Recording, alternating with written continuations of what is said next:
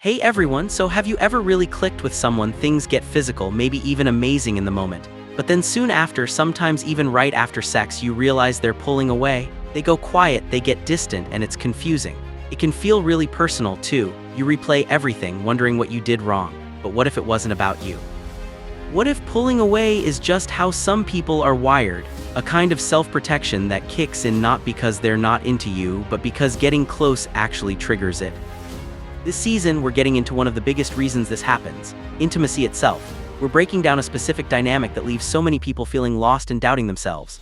I'm talking about the tricky, sometimes backwards, relationship between intimacy and the avoidant brain. It's a space where connection can feel like a threat, and where getting close can accidentally hit the brakes. Understanding this isn't about mind games, it's about getting a real look into why people act the way they do. It turns confusion into clarity, and it changes how you handle relationships for good. You might be surprised how many well-known people, think super-driven artists or entrepreneurs who kill it in their work, deal with this exact thing. They can connect deeply in one area of life but follow a totally different, self-protective playbook in their personal relationships.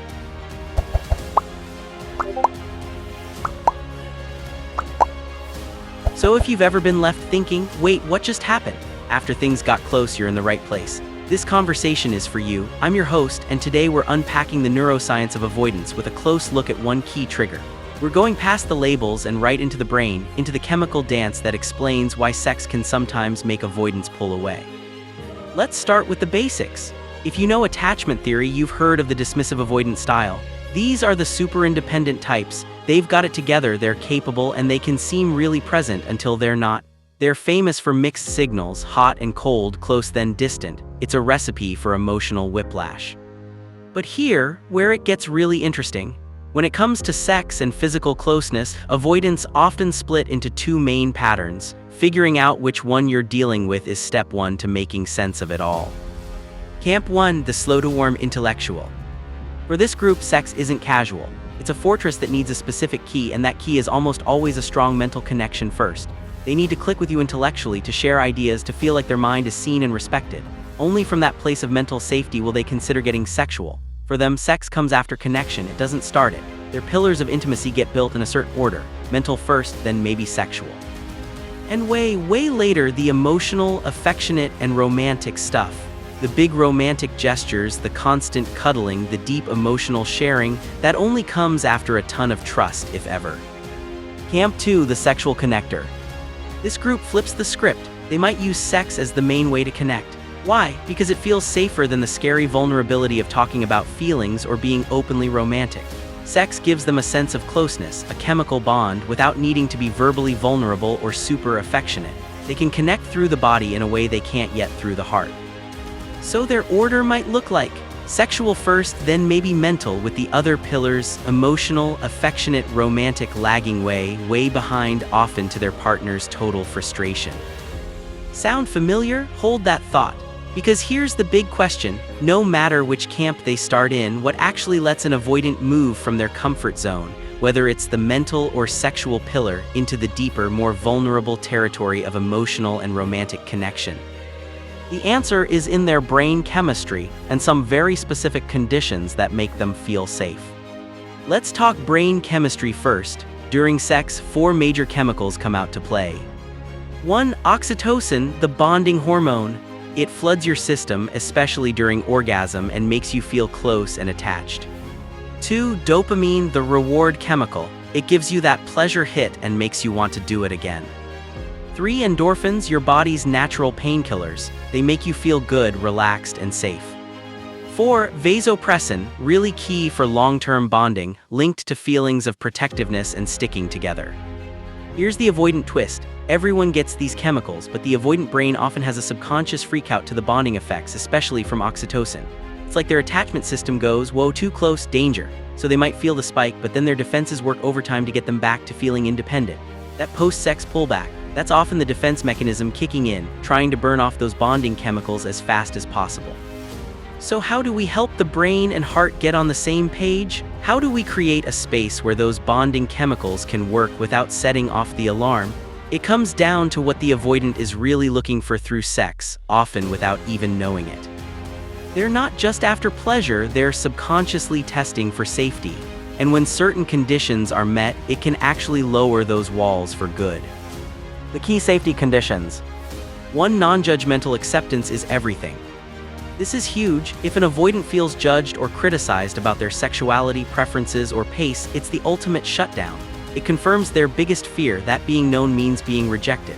The fix is a vibe of unconditional acceptance. This doesn't mean you don't have your own needs. It means talking about them in a way that's about us connecting better, not you doing it wrong. Quick example, say an avoidant partner rolls over after sex and seems checked out. The other person might feel hurt and say, "Why do you always do that? It makes me feel used." That'll just make them shut down more. An acceptance-based approach sounds more like, "I notice sometimes after we're close the energy shifts. I really love feeling connected to you, and sometimes my brain reads quiet as distance." Could we figure out a simple after thing that works for both of us, even if it's just lying together for a few minutes? That makes it a team project, not an attack. 2. They gotta feel free. Avoidants need to feel like they're choosing the connection, not being pressured or trapped into it. Any hint of obligation, even subtle emotional pressure, will make them want to bolt. You want to invite, not demand. 3. Take it slow and steady. Trust builds in tiny steps for avoidance. Consistent, positive, no-pressure experiences over time help their subconscious link closeness with safety. Not threat, every good experience where they feel free and accepted is another brick in the road out of their fortress. 4. Real specific appreciation. Not just flattery, it's genuinely noticing and thanking them for their presence, their effort, their way of connecting. Something like, "I felt really connected to you tonight," or "I loved how you," can be powerful. It makes the whole thing feel like a win for both of you, not a performance. When these conditions are met consistently, something cool can happen. The bonding chemicals start to outweigh the defense system. The oxytocin and vasopressin bonds get stronger. The safety from endorphins starts to feel normal. The avoidant might slowly start linking you with this feeling of being fully accepted and safe, and that's the golden bridge. From that foundation, they might start reaching toward other pillars. They might share a vulnerable feeling, emotional. They might initiate a casual cuddle, affectionate. They might plan something romantic. Sex was never the end goal, it was just the only safe door they knew how to use. Your role, if you want deeper connection, is to show them the other doors are safe too, by never using the sex door to trap them. Important pause, this isn't a one-way street.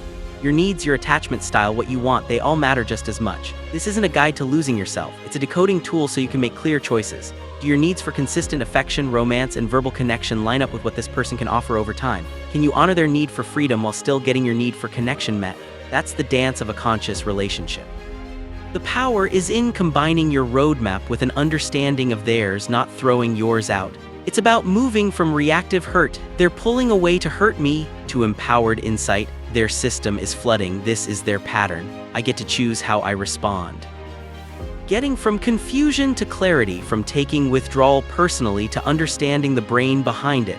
That's what changes everything, whether you're trying to understand a partner, a past situation, or even your own patterns.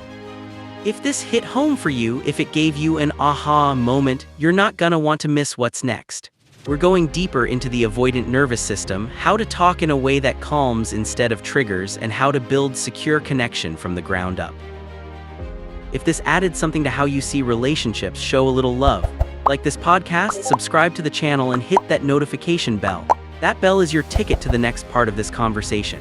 It tells the algorithm you want more like this, and it makes sure you don't miss a step as we keep going toward deeper, more secure connections. Thanks for spending this time on your growth. I'm really glad we could talk this through. Till next time, keep choosing understanding.